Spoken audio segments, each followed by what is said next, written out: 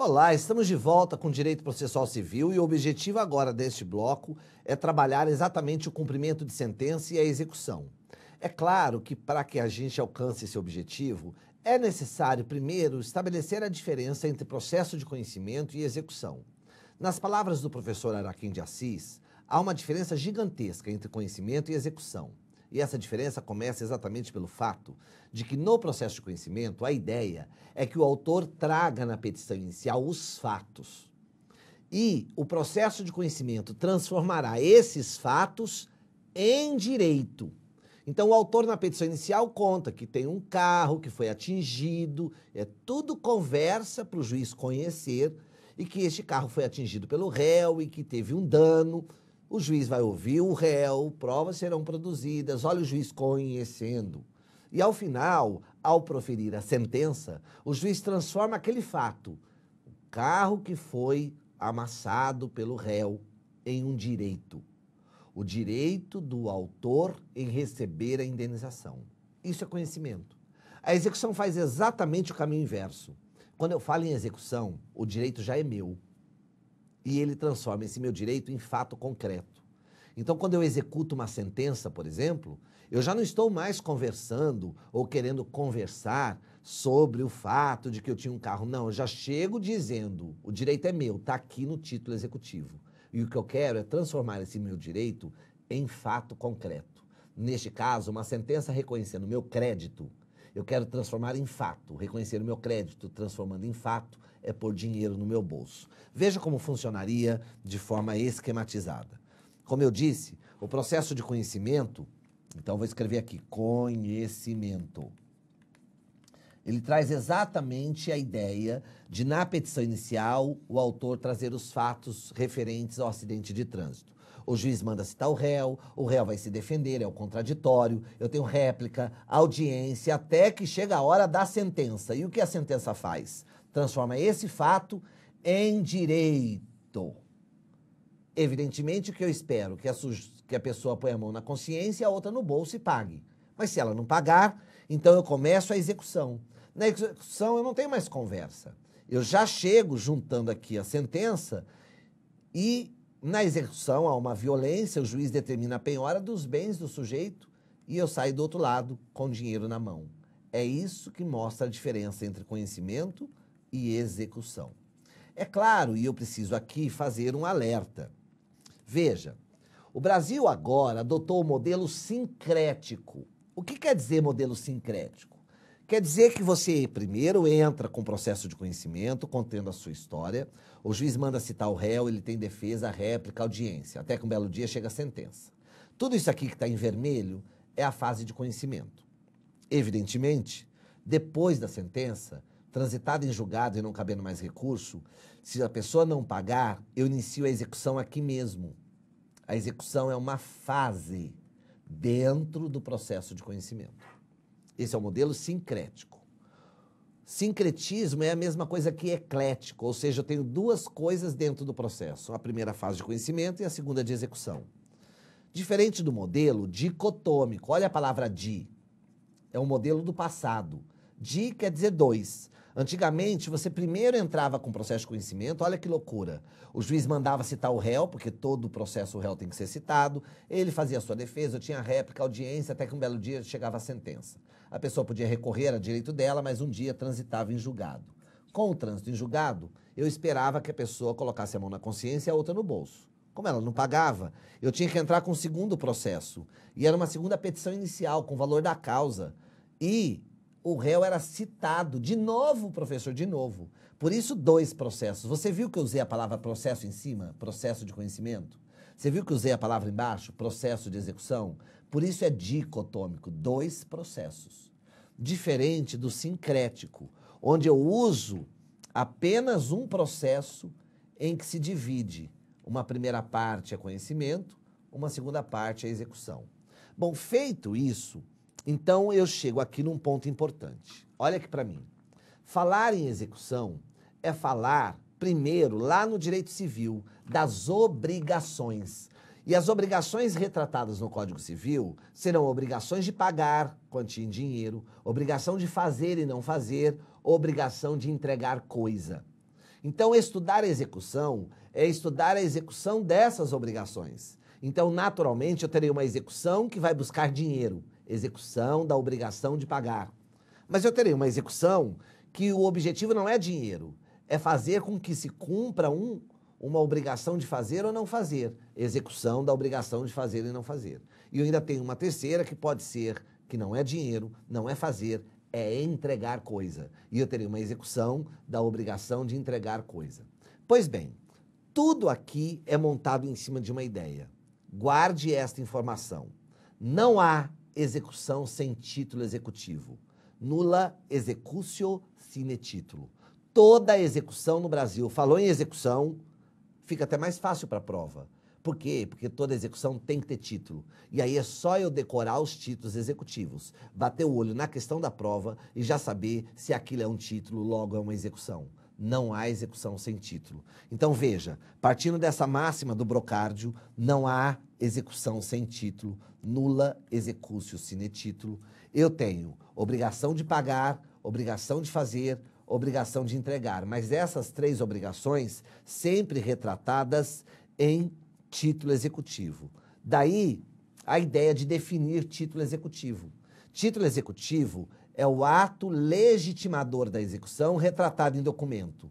Título executivo não cai do céu, não dá em árvores. Por isso eles estão tipificados, sempre previstos em lei. E há uma lista taxativa. Você vai ter que decorar, desculpa, mas não tem outra forma, quais são os títulos executivos judiciais. Judiciais é porque vieram do judiciário. Eu tenho todos elencados lá no artigo 515 do Código de Processo Civil. E os extrajudiciais é porque vêm fora do processo, fora do judiciário. Estão lá no artigo 784. É só você decorar essas duas listas. Então, veja só. Vamos conhecer os títulos executivos judiciais. Eu repito, eu vou abrir um olho aqui. Você vai ter que decorar essa lista. São títulos executivos judiciais. É assim que cai na prova. A alternativa vai pedir para você analisar aquela que for título judicial e vai colocar um monte que é extrajudicial.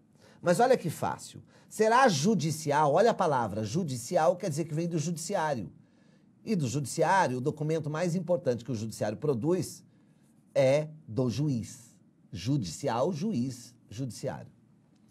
As decisões proferidas no processo civil que reconheçam a exigibilidade de obrigação de pagar, fazer, não fazer ou entregar coisa, que são exatamente as obrigações que eu acabei de te dizer. Então, a sentença do juiz, a decisão interlocutória do juiz, o acórdão do tribunal, se reconhecer uma obrigação de pagar, de fazer ou de entregar coisa, é um título judicial.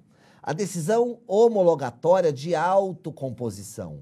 Auto, por si mesmo, automóvel, autocomposição, a pessoa fez acordo. Aqui eu quero abrir um olho. Por quê? Porque tem uma novidade que as pessoas quase não põem muito destaque. Veja só o parágrafo 2º do artigo 515. A autocomposição judicial pode envolver sujeito estranho ao processo e versar sobre relação jurídica que não tenha sido deduzida em juízo. Olha aqui para mim. Olha que legal essa novidade. Veja, imagine, eu estou num processo na justiça brigando por uma questão envolvendo regulamentação de visita. Eu e a minha ex-mulher na justiça brigando pela visitação do nosso filho. Esse é o pedido, esse é o objeto. No dia da audiência, entre bate-bocas, eu resolvo trazer um assunto que não era do processo. Eu resolvo trazer o assunto pensão alimentícia, quero aumentar a pensão. Quem sabe eu fazendo essa proposta, a minha mulher amolece o coração e deixa eu visitar meu filho na hora que eu quero. O pedido era visita, mas eu acrescento uma matéria que é alimentos. Se o juiz homologar esse acordo, isso passa a ser título executivo. Então eu tenho aqui uma possibilidade de barganhar. E não é só trazer uma matéria nova para fazer acordo e fazer com que aquilo seja título. É também trazer uma pessoa. Então você imagina, é muito comum em acordos, eu estou lá discutindo com a pessoa que está me devendo e a gente quer fazer um acordo, mas eu não quero muito fazer acordo com ela porque ela é uma caloteira.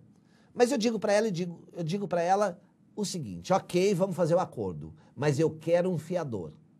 Eu trago uma pessoa que não estava no processo, e se ela topar, e se ela me trouxer um fiador, a gente homologa e eu passo a ter um título executivo. Então, é possível que no acordo eu inclua matéria que não era do processo, eu inclua sujeito estranho que não era do processo. O juiz abençoa, passa a ser um título executivo. Se a pessoa não cumprir, eu posso executar aquela matéria nova, eu posso até executar aquela pessoa estranha, que agora não é mais estranha porque ela fez parte do acordo. Entenderam isso? Isso é muito importante, mexer a questão de prova. Além disso, é título executivo, a decisão homologatória de autocomposição extrajudicial, que você leva na justiça para homologar. O formal é a certidão de partilha. É título executivo o crédito de auxiliar de justiça quanto às custas, emolumentos ou honorários. E aí, eu abri aqui na caneta vermelha os últimos itens do artigo 515. A sentença penal condenatória transitada em julgado, a sentença arbitral, a sentença estrangeira e a decisão interlocutória estrangeira. Professor, por que esses últimos da lista do 515 estão aqui destacados em vermelho? Porque estes últimos, preste muita atenção, eu vou abrir um olho aqui, preste muita atenção.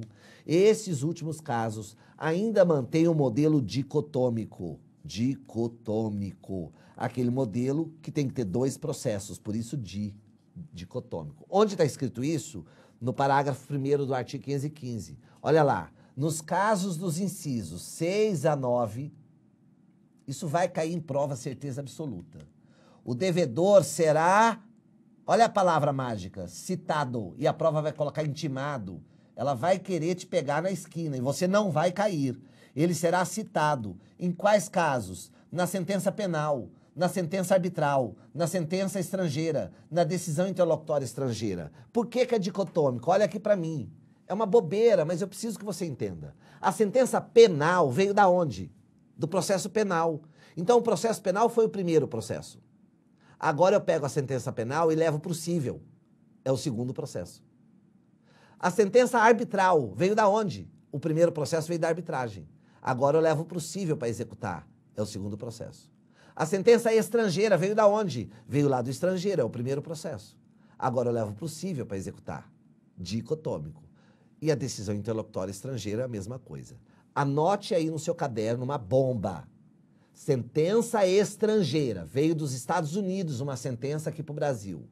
Antes de eu executar, primeiro, eu tenho que passar pelo STJ em Brasília para que ele homologue.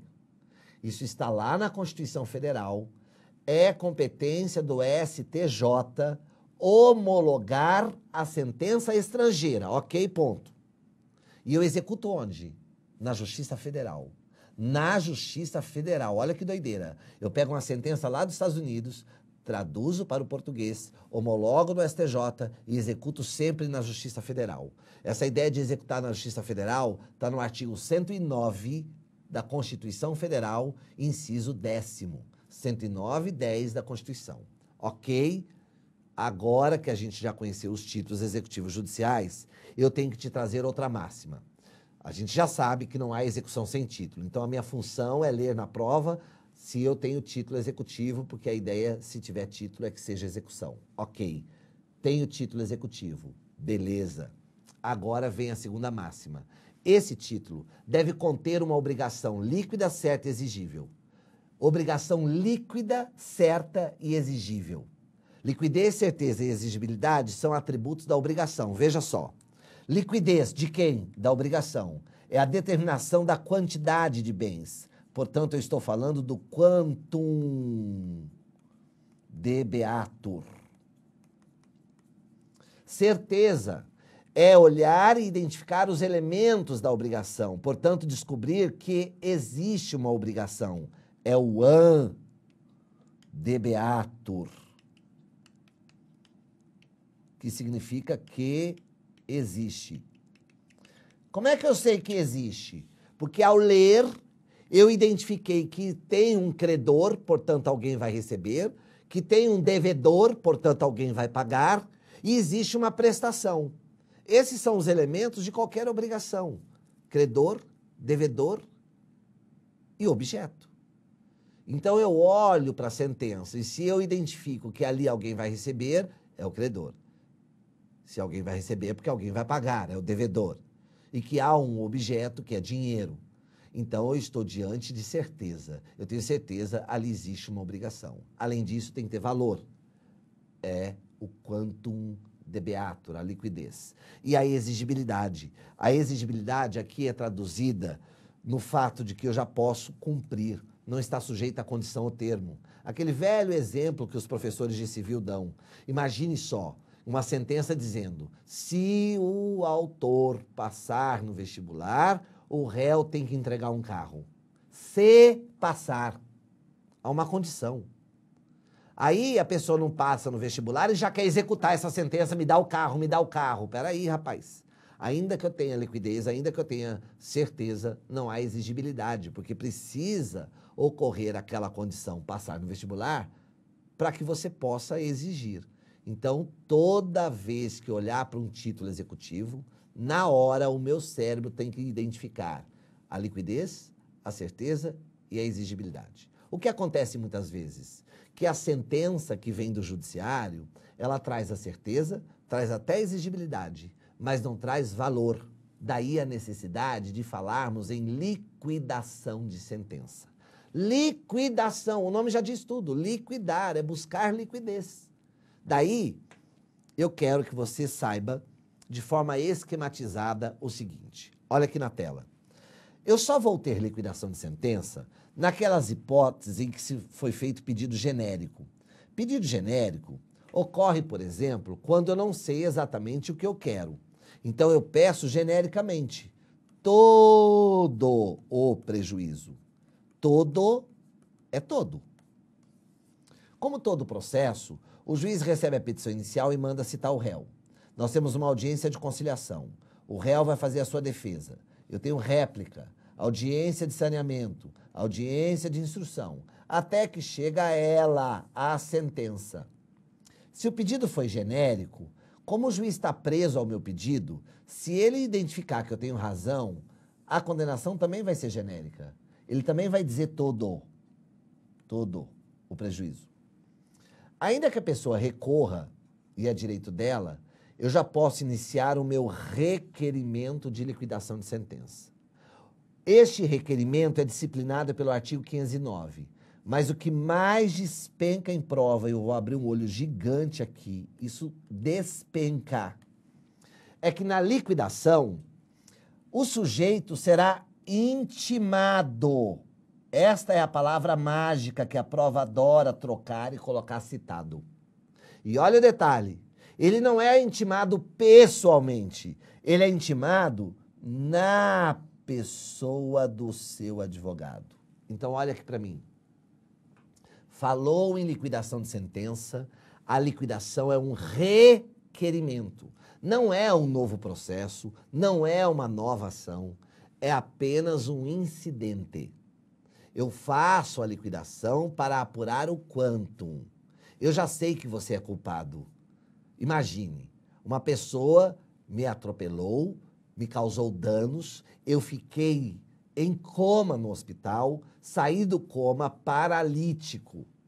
Eu entro na justiça e o meu foco é condenar esse sujeito. Então eu trago aqui a prova do nexo causal. Eu estava inteiro antes do acidente. Depois que você me atingiu, eu sofri sequelas. E quem causou, olha o nexo, foi você. Sequelas que eu tive, foi você. Eu provo o nexo causal. A sentença reconhece que você é culpado. Agora, com calma, eu apresento a conta. A liquidação é apresentar a conta. Eu vou colocar nessa conta tudo. Preciso de uma cadeira de roda. Quanto custa? Você vai pagar. Por quê? Porque a culpa foi sua, é o que a justiça já disse. Preciso de fisioterapia todos os dias. Até quando? Por 10 anos. Quem vai pagar? Você. Por quê? Porque a culpa é sua. Você me deixou assim. Eu preciso reformar minha casa, porque ela não era preparada para um cadeirante. Você vai pagar a reforma. Por quê? Porque você me deixou assim. A culpa foi sua. Você vai pagar tudo. A liquidação é trazer a conta. Pois nessa liquidação, a parte é intimada na pessoa do advogado. Eu disse intimada. A prova vai trazer na letra A. Citada pessoalmente? Não. Citada na pessoa do advogado? Não. Intimada pessoalmente? Não. Intimada na pessoa do advogado? Sim. Intimada na pessoa do advogado. Pois bem, eu tenho algumas regras importantes sobre liquidação. Olha aqui na tela. A primeira regra eu trago lá do artigo 509, parágrafo 1º. É possível que a sentença tenha uma parte líquida e uma outra ilíquida. É normal, às vezes o juiz diz na sentença, você vai pagar 20 mil reais, 20 mil reais já está liquidado. E lucros cessantes que serão apurados em liquidação. Ela tem uma parte líquida, que é 20 mil reais, e lucros cessantes que serão apurados. Pois bem, o código diz o óbvio. Ao credor é lícito promover simultaneamente a execução da parte líquida e, em autos apartados, a liquidação da parte ilíquida. Eu posso fazer as duas coisas. A informação mais importante que eu tiro lá do parágrafo 4º, na liquidação é proibido discutir de novo a lide. Por quê? Porque eu já sei que a culpa é sua. O que eu faço na liquidação é apurar o quantum de beato, o quanto você deve, que a culpa é sua, eu já sei. E o 512, que também pode ser explorado em prova. A liquidação poderá ser realizada na pendência de recurso. Como eu já disse, a pessoa condenada pode recorrer, mas eu aproveito e já vou liquidando. Cumprindo ao liquidante instruir o pedido com cópia das peças processuais pertinentes. Eu tenho liquidação pelo procedimento comum, são 3 tipos de liquidação. Liquidação por arbitramento e liquidação por cálculos aritméticos ou matemáticos. Por cálculos aritméticos ou matemáticos, é apenas uma modalidade muito comum, porque quando o juiz condena em 20 mil reais, é claro que minimamente eu vou ter que fazer uma conta, correção monetária, juros, honorários.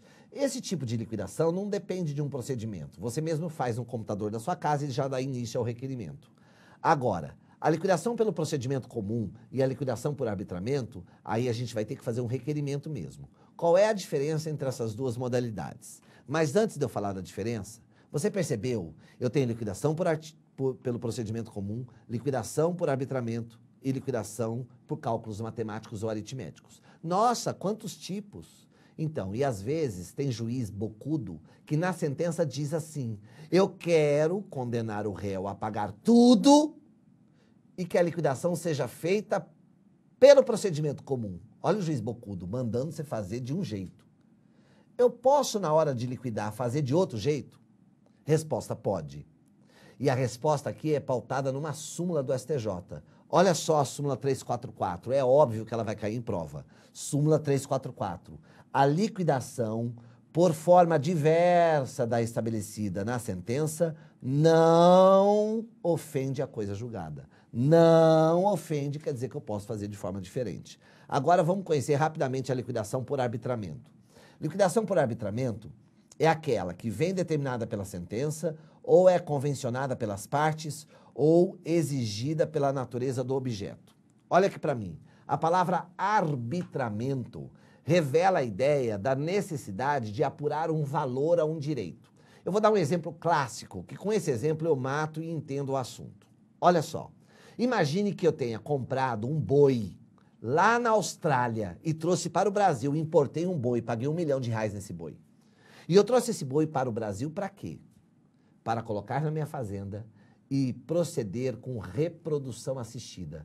É porque é um boi de uma genética impecável que eu quero vender o sêmen desse boi.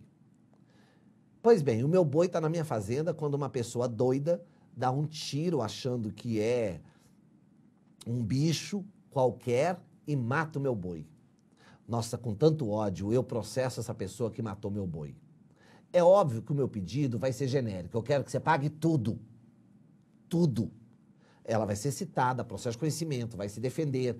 Eu terei sentença que, julgando procedente, vai condenar esse desgraçado a pagar tudo. Tudo. Ainda que ela recorra, eu já começo a minha liquidação. E neste caso vai ter que ser por arbitramento. Sabe por quê? Porque aqui eu não quero só o valor do boi. Não é só juntar a nota fiscal ou a guia de importação do animal que eu trouxe da Austrália. Eu também quero tudo. E matando meu boi, você acabou com o meu faturamento em cima da fecundação que eu teria com o seu sêmen. quanto custa um sêmen de boi? Ah, então, isso não está no supermercado. Isso é arbitrado. Só um técnico especializado em reprodução assistida daquela raça vai poder me dizer quantos anos vive um boi, quanto sêmen um boi produz por dia, qual é o valor desse sêmen. Isso vai ser arbitrado. Por isso a liquidação por arbitramento. Ela sempre acaba numa perícia, um técnico que vai trazer um laudo. E o juiz vai fixar, então, efetivamente qual foi o valor da minha indenização. Isso é liquidação por arbitramento. Agora, eu tenho a liquidação que se dá pelo procedimento comum. Neste caso, você faz o seu pedido, fiquei paralítico e eu quero que você pague tudo porque você me causou dano, mas eu não quero agora, no processo de conhecimento, gastar energia para trazer a conta. Então, nexo causal, provo que você me causou dano. Eu provo que eu fiquei paralítico, eu tive sequelas. O juiz condena o sujeito. Agora eu inicio a liquidação. É um momento só para eu apresentar a conta. Neste caso, basta eu trazer fato novo.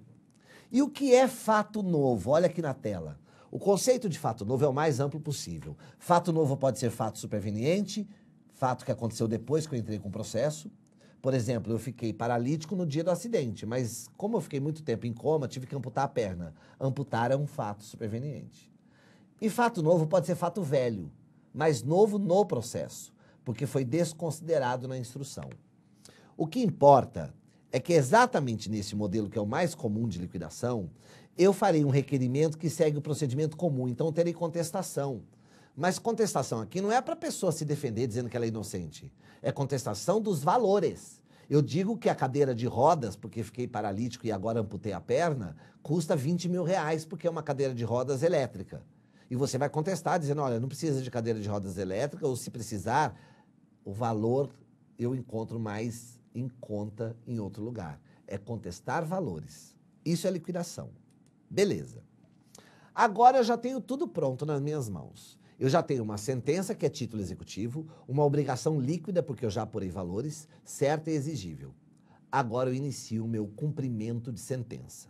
Eu também fiz de forma esquematizada, porque assim você tem uma visão do todo e fica mais fácil você então acompanhar os artigos do Código. Preste bastante atenção nessas dicas importantes. Eu tenho uma sentença que condena um sujeito a pagar uma quantia em dinheiro. Eu já coloquei o valor aqui. Condena o réu a pagar 100 mil reais. É direito dele recorrer, ele pode até ir até Brasília no Supremo. Mas uma coisa é certa, um dia vai ocorrer o trânsito em julgado. Ocorrido o trânsito em julgado, tornando isso definitivo, eu inicio um requerimento, petição do credor, onde eu vou requerer que a pessoa pague. Para isso eu faço uma planilha de cálculos. Essa planilha de cálculos eu trago juros, correção monetária, quais foram os índices que eu utilizei. E eu posso, inclusive, indicar bens que eu gostaria que fossem penhorados. Essa petição ela é totalmente montada em cima dos artigos 523 e 524. A partir deste requerimento, o sujeito que foi condenado será intimado para pagar o débito em 15 dias. Intimado como? Então, isso vai despencar em prova. Não é intimação pessoal, é intimação na pessoa do advogado, para que ele pague esse valor em 15 dias sob pena de multa. É o que estabelece o parágrafo 2º do artigo 513. Eu conto 15 dias certinho, dias úteis, e ele não cumpre. Bom, não cumprir deflagra a multa de 10% e honorários de 10%, isso de acordo com o artigo 523, parágrafo 1º. E este último dia para ele pagar também deflagra o prazo para ele oferecer impugnação ao cumprimento de sentença. Você viu que eu pintei a impugnação de amarelo? Porque a impugnação é uma defesa do executado, do caloteiro, do filho de uma égua que está me devendo. E eu quero que você entenda que eu estou xingando esse sujeito porque essa dívida ela veio de um processo inteiro.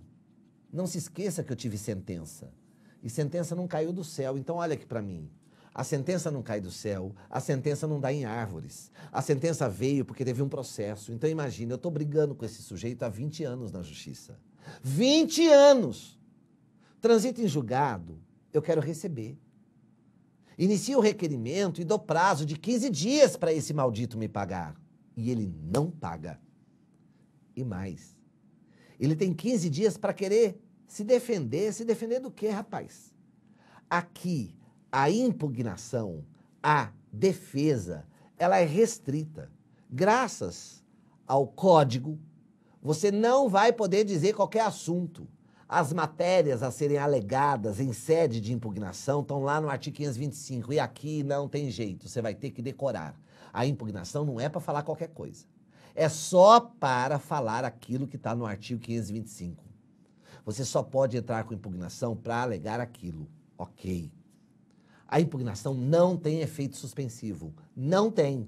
Então a filosofia é: fala que eu te escuto, mas eu não vou parar. Fala que eu te escuto, mas eu não vou parar. Enquanto você está falando na minha orelha, a execução continua. E eu vou penhorar os seus bens. Por quê? Porque eu já tenho direito. Eu não estou aqui para conversar. Quem está querendo conversar é você. Então, enquanto você faz impugnação, eu já começo a execução. Olha só, a impugnação não tem efeito suspensivo. Portanto, olha o que diz o artigo 523. Não efetuado tempestivamente o pagamento, será expedido desde logo, olha a palavra, desde logo, mandado de penhora e avaliação, seguindo-se os atos de expropriação. Você viu a palavra expropriação? Então, essa palavra, ela começa com o prefixo ex. Ex, que quer dizer não é mais. Ex-mulher, não é mais sua mulher. Expropriedade. Então, eu vou penhorar. Enquanto você está fazendo a impugnação, fala que eu te escuto, eu já vou fazer a penhora dos seus bens. Se eu achar um carro no seu nome, eu penhoro. Eu deposito esse carro, avalia-se esse carro, e eu já posso levar para os atos expropriatórios. Ou eu fico com o carro, a adjudicação regida lá pelo artigo 876, ou eu coloco esse carro para vender, seja por um particular, artigo 880, seja leilão público, artigo 881. A impugnação não tem efeito suspensivo, mas ela pode vir a ter. Ela não tem, mas ela pode vir a ter. O 525 diz o seguinte: se o juiz der efeito suspensivo, pode o juiz, parágrafo 6º do 525, há requerimento do executado, o executado é o filho da mãe que está me devendo, e desde que garantido o juízo, então ele tem que garantir o juízo para conseguir o efeito suspensivo, o juiz pode atribuir efeito suspensivo se, olha a condição, seus fundamentos forem relevantes e quer dizer mais, provar que o prosseguimento da execução for manifestamente suscetível de causar ao executado grave dano de difícil ou incerta reparação. Não tem, mas poderá vir a ter. Mas para conseguir tem que preencher tudo isso aqui. Então abra o olho. Não tem efeito suspensivo, mas poderá vir a ter. O juiz deu efeito suspensivo, professor. Aí vem o parágrafo 10, que é engraçadíssimo, e diz assim: ainda que atribuído efeito suspensivo, é lícito ao exequente requerer o prosseguimento da execução, oferecendo e prestando nos próprios autos caução suficiente e idônea a ser arbitrada pelo juiz. Olha aqui para mim, em outras palavras, o código está dizendo o seguinte: a impugnação não tem efeito suspensivo. É fala que eu te escuto, mas eu continuo andando. Não tem. Mas se conseguir o efeito suspensivo, o credor vai virar e dizer: parou por quê? Por que parou? Não para, não para, não para, não. Eu quero essa execução até o final. Nem que para isso eu dê uma caução. Mas que eu vendo o seu carro, eu vendo. Nem que eu dê uma caução. Eu que ganhei, estou dando uma caução, mas eu vou até o final. É possível, portanto, excepcionalmente, você conseguir efeito suspensivo numa impugnação. Mas é possível suspender o efeito suspensivo. Só para encerrar o assunto, eu quero registrar aqui 3 pontos importantes. É possível protestar o título executivo judicial. Isso é uma questão boa para cair na prova. Está lá no artigo 517. Protestar o título, a sentença, transitada em julgado. Você sabe o que é protestar, né? Protestar é um ato solene e formal que como num megafone para a sociedade, você torna público que aquela pessoa é caloteira. Você torna público o inadimplemento. Então, eu posso pegar uma sentença transitada em julgado. Olha só, na prova vai aparecer que não é transitada em julgado. Aí está errado. Tem que ter trânsito em julgado. Neste caso, você pode levar a protesto a sentença do juiz. Outra informação importante. Professor, posso parcelar a dívida no cumprimento de sentença? Resposta: não. Não cabe parcelamento. O tema não está lá perto do artigo 525. Aqui a gente tem que fazer um esforço. Está lá no 916, cujo parágrafo 7º não me deixa mentir. O disposto nesse artigo não se aplica ao cumprimento de sentença. E o que está disposto nesse artigo? A mamata de você depositar 30% do valor e parcelar o restante em até 6 vezes. Essa mamata não se aplica ao cumprimento de sentença. E, por fim, eu posso inserir o nome do executado no cadastro de inadimplentes? Pode. Além de protestar, eu ainda posso negativar o nome dele. O artigo 782, ele estabelece que é possível que o juiz inclua o nome do executado em cadastro de inadimplentes. É possível que ele faça isso. Beleza? Com isso, a gente encerra o assunto do cumprimento de sentença. Até um próximo bloco.